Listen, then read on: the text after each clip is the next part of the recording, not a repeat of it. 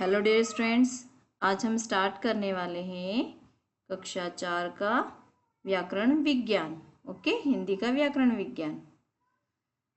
इसमें हम आज से एक नया चैप्टर स्टार्ट कर रहे हैं।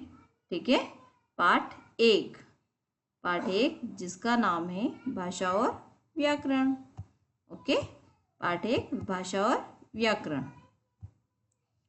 इसमें आपको दिख रहा है दो पिक्चर्स दिए, दो चित्र दिए, जिसमें एक लड़का टेलीफोन पे बात कर रहा है और एक लड़की भी टेलीफोन के थ्रू बात कर रही है।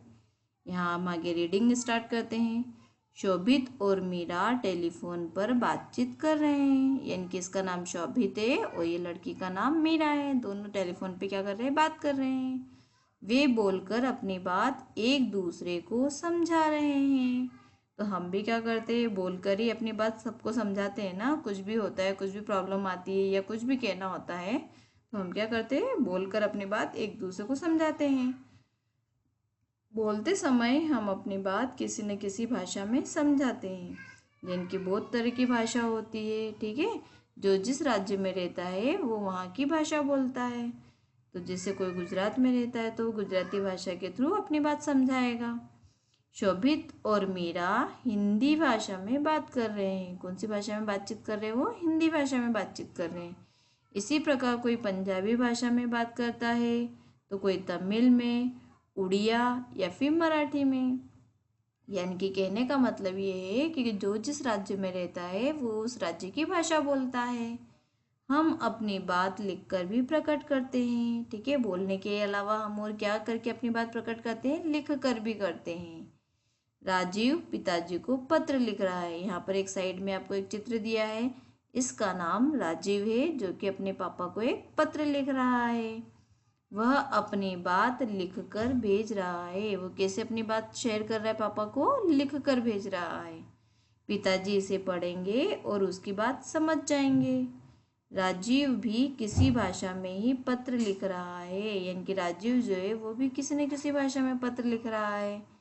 अतः हम कह सकते हैं, जिस साधन से हम अपने विचारों या भावों को बोलकर या लिखकर प्रकट करते हैं उसे भाषा कहते हैं। ठीक है, यहाँ पर भाषा की परिभाषा दी हुई है कि भाषा क्या होता है। तो जिस भी साधन से हम अपने अपने अंदर जो भी विचार होते हैं, जो भी भाव होते हैं, उनको बोलकर या फिर लिखकर दूसरों को बताते हैं, उसे हम भाषा कहते हैं। भाषा की परिभाषा हो गई। अब हम आते हैं भाषा के रूप के ऊपर। ठीक है, तो भाषा के कितने रूप होते हैं? भाषा के 2 रूप होते हैं। याद रखना बच्चों की भाषा के 2 रूप होते हैं। कौन कौन से? एक मौखिक और एक लिखित रूप होता है। मौखिक मतलब होता है जो बोलकर प्रकट किया जाता है, और जो लिखकर बताया जाता है वो होता है लिखित रूप। आगे हम और अच्छे से डेफिनेशन पढ़ेंगे, अच्छे से परिभाषा पढ़ते हैं। यहाँ है भाषा, एक साइड दिया है मौखिक और दूसरी साइड दिया है लिखित, यानी कि 2 रूप होते हैं। ओके, अब हम आते हैं मौखिक रूप के ऊपर। मौखिक भाषा क्या होती है? उच्चारित मौखिक बोलकर अपनी बात प्रकट करना भाषा का मौखिक रूप कहलाता है। ओके, मौखिक रूप यानी कि मौखिक बोलकर अपनी बात प्रकट करना, बोलकर अपनी बात बताना, भाषा का कौन सा रूप है? मौखिक रूप। अब लिखित भाषा, अपने मन के भावों को लिखकर प्रकट करना। ठीक है, अपने मन के अंदर जो भी विचार चल रहे, जो भी भाव चल रहे, उसको लिख कर बताना, वो होता है भाषा का लिखित रूप। संसार में अनेक भाषाएं बोली, पढ़ी और लिखी जाती है। हमारा जो संसार है बहुत बड़ा है, तो इसमें बहुत सारी भाषाएं होती है। तो जितनी भी भाषाएं होती है वो बोली जाती है, पढ़ी जाती है और लिखी जाती है। हमारा देश एक विशाल देश है। यहाँ विशाल का मतलब होता है बहुत बड़ा देश है। हमारे देश में ही अनेक भाषाएं बोली जाती है, और जो हमारा देश है वहाँ पर भी बहुत सारी भाषाएं होती है। ठीक है, हिंदी हमारी राष्ट्रभाषा है। ठीक है, हमारी जो राष्ट्रभाषा है उसका नाम क्या है? हिंदी। ये याद रखना आप। ओके, हमारी राष्ट्रभाषा कौन सी है? हिंदी। अलग अलग राज्यों की अपनी अलग अलग भाषाएं होती है। ठीक है, अगर अलग अलग राज्य होगा तो वहाँ पर अलग अलग भाषाएं बोली जाती है। अब यहाँ पर आपको कुछ राज्य दिए हैं और उनके साथ में भाषाएं दी है। जैसे राज्य है कश्मीर, तो कश्मीर में कश्मीरी भाषा, पंजाब में पंजाबी, गुजरात गुजराती, महाराष्ट्र मराठी, ओडिशा उड़िया, असम असमिया, आंध्र प्रदेश तेलुगु, तमिलनाडु तमिल, केरल मलयालम, कर्नाटक कन्नड़, गोवा कोंकणी, बंगाल बंगला या फिर बांग्ला भाषा बोली जाती है। ओके, तो ये हो गए कुछ राज्य और उनकी भाषाओं के नाम। अब आते हैं हम लिपि के ऊपर। ठीक है, लिपि क्या होती है? भाषा के लिखने की रीति को लिपि कहते हैं। लिखने की रीति, लेखन की रीति मतलब लिखने का जो ढंग होता है, भाषा को हम किस तरह से लिखते हैं, उसे लिपि कहते हैं। प्रत्येक भाषा की अपनी एक अलग लिपि होती है। जैसे यहाँ दिया है आपको हिंदी भाषा, तो हिंदी भाषा की क्या लिपि है? देवनागरी। अंग्रेजी की लिपि रोमन, पंजाबी की लिपि गुरुमुखी, उर्दू की लिपि अरबी फारसी, संस्कृत की लिपि देवनागरी। ओके, इस तरह से यहाँ पर आपको कुछ भाषाएं दी हुई है और सबकी अपनी अपनी लिपि दी हुई है।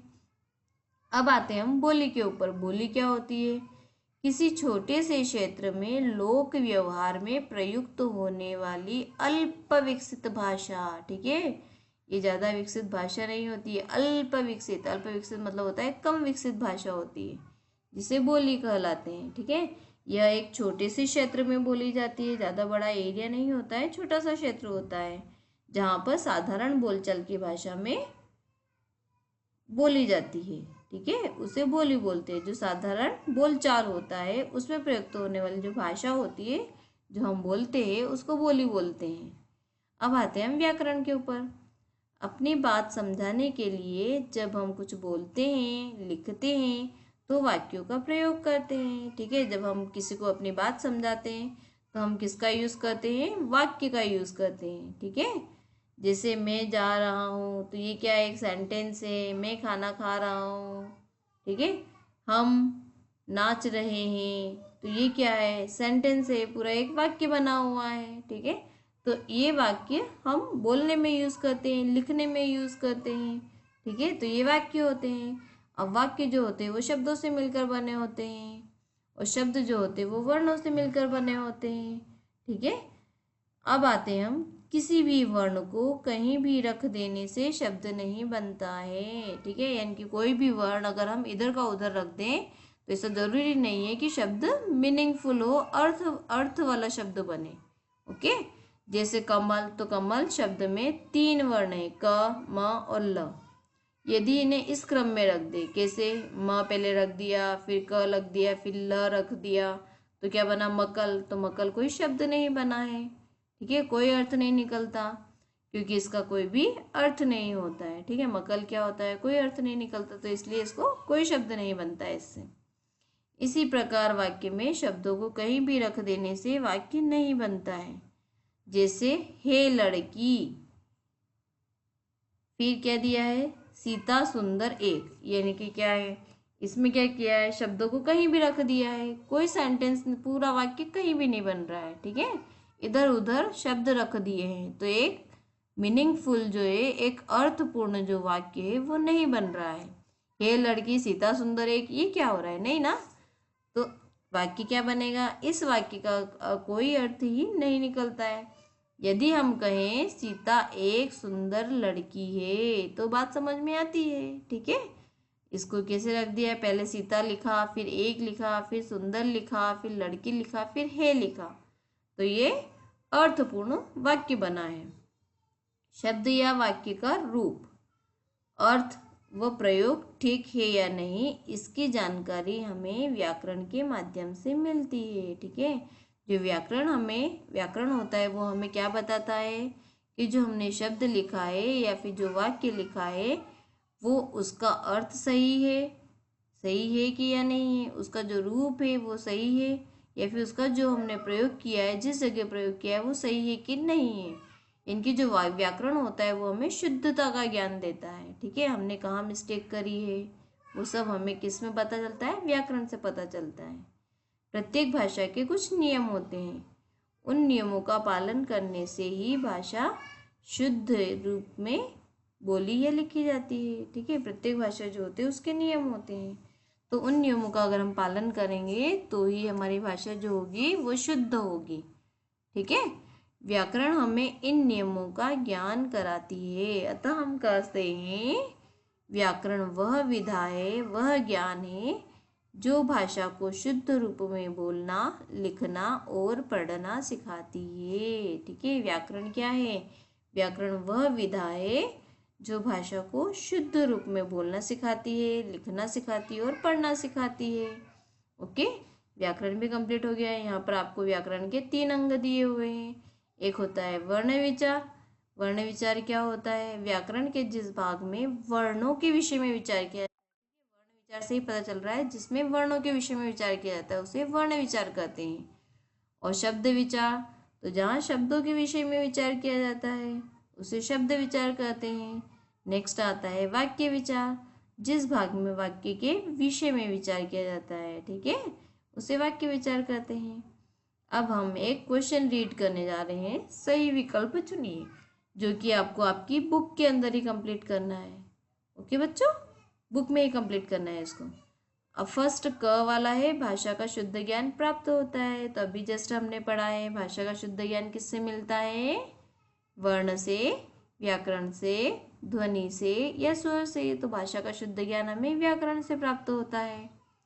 ख है भाषा कितने प्रकार की होती है? तो अभी पढ़ा है भाषा कितने प्रकार की होती है। 1 होती है, 2 होती है, 3 होती है या 4 होती है। भाषा के 2 रूप होते हैं, 2 प्रकार की भाषा होती है, लिखित और मौखिक। नेक्स्ट क्वेश्चन है व्याकरण के कितने भेद हैं? तो कितने भेद हैं? व्याकरण के 3 अंग बताए गए हैं ना, वर्ण विचार, शब्द विचार और वाक्य विचार।